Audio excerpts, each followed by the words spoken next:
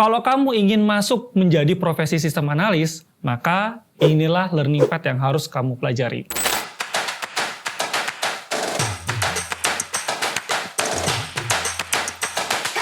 Teman-teman tahu nggak sih ada profesi yang namanya sistem analis? Jadi profesinya ini tuh memang timbul tenggelam karena di beberapa perusahaan atau di beberapa instansi tuh terkadang tidak membutuhkan yang namanya sistem analis. Bahkan software host pun itu kadang memang nggak ada sistem analisnya.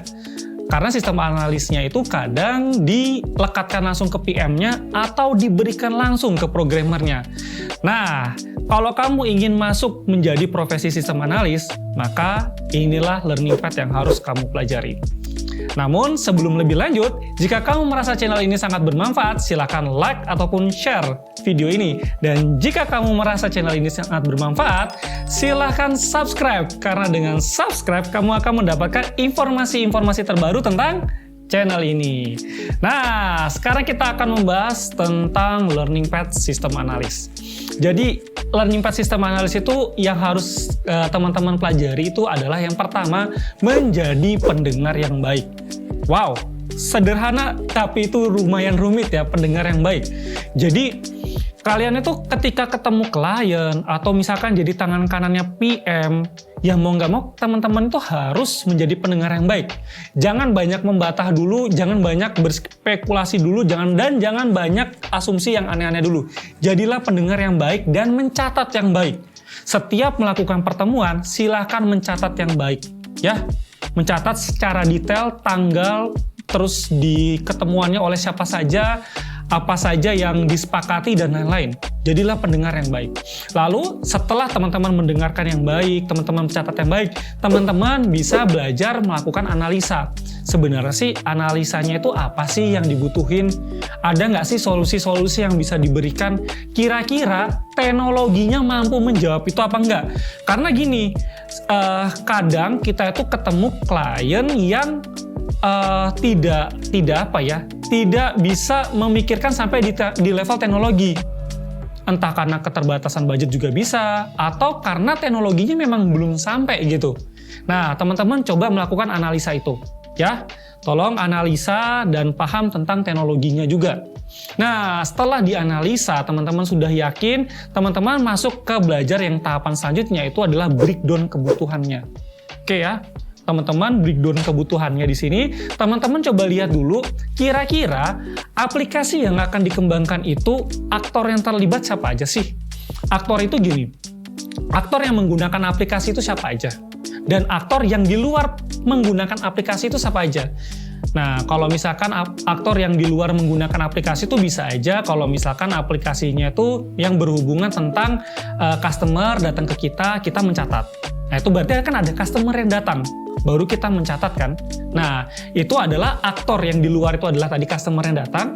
Kalau aktor yang terlibat dengan aplikasi berarti ya si CS-nya tadi. Itu salah satunya. Teman-teman harus breakdown, bener-bener breakdown secara detail aktor yang terlibat itu siapa saja. Nah, kalau teman-teman sudah melakukan analisa, teman-teman tahu aktor yang terlibat itu siapa saja, teman-teman bisa lanjut ke pembuatan proses bisnisnya. Nah, kalau teman-teman bingung, pembuatan proses bisnis itu bisa berupa teks sebenarnya, atau bisa juga berupa tahapan-tahapan.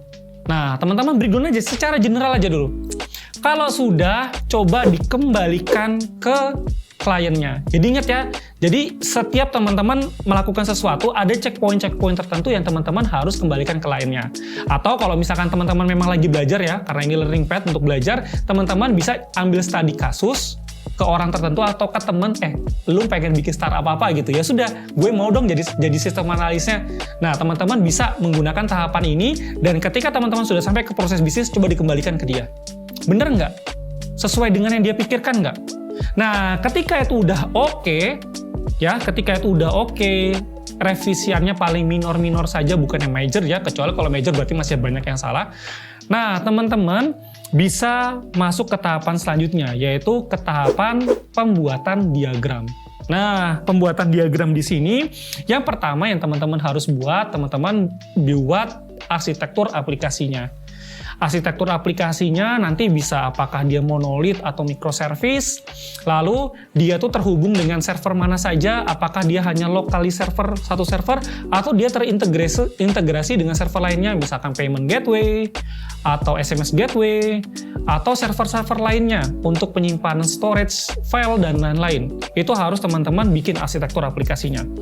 Nah, kalau sudah, teman-teman masuk ke diagram proses yang lebih rinci.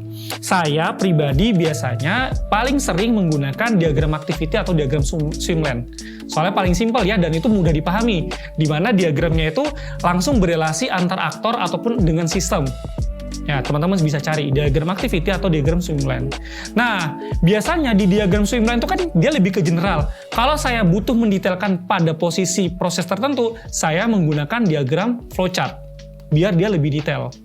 Nah, kalau sudah, teman-teman bisa masuk lagi ke ERD atau desain UX. Nggak perlu desain UI ya, soalnya kalau desain UI itu bener-bener bisa wasting time banget buat teman-teman, karena teman-teman bukan ahlinya. Tapi dengan desain UX itu bisa ditampilkan ke user, atau bisa menjadi gambaran ke yang membutuhkan aplikasinya. Pak, nanti aplikasinya tuh gambarannya seperti ini, tahapan rinciannya tuh seperti ini, teman-teman bisa nunjukin desain UX dan desain swimlane-nya. Nah, ketika itu oke, teman-teman bisa mulai membuat ERD-nya atau rancangan database-nya. Nah, teman-teman bisa belajar di sana, dan apakah capek di situ? Rata-rata sampai di situ. Tapi untuk pengembangan tertentu, misalkan pengembangannya modelnya parallel developing, teman-teman harus bisa belajar terkait dengan blueprint API. Lalu teman-teman juga harus bisa mendokumentasikan list scheduler, mendokumentasikan mendokumentasikan hubungan API dengan yang lainnya dan yang lain-lain. Dan teman-teman harus bisa mendokumentasikan itu semua. Tapi rata-rata hanya cukup sampai di ERD saja. Nah, gitu ya teman-teman.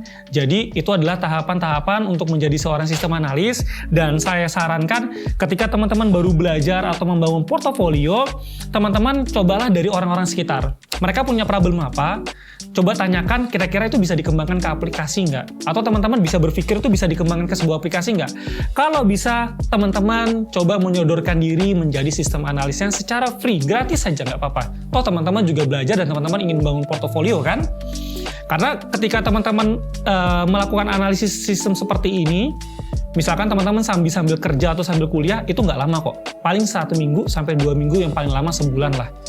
Dan ketika teman-teman jadilah satu buah dokumen sistem analis, teman-teman bisa gunakan itu sebagai portofolio untuk mendaftar di beberapa perusahaan-perusahaan yang memang membutuhkan profesi sistem analis. Atau kadang profesi bisnis analis pun, ya karena bisnis analis sama sistem analis itu irisannya sangat kuat, ya teman-teman bisa beralih ke bisnis analis. Oke, dari saya itu saja. Ingat tahapannya jangan lompat-lompat, yang penting teman-teman paham setiap stepnya. Oke, terima kasih banyak sudah menonton sampai ke detik ini, dan saya akhiri, salam, terima kasih.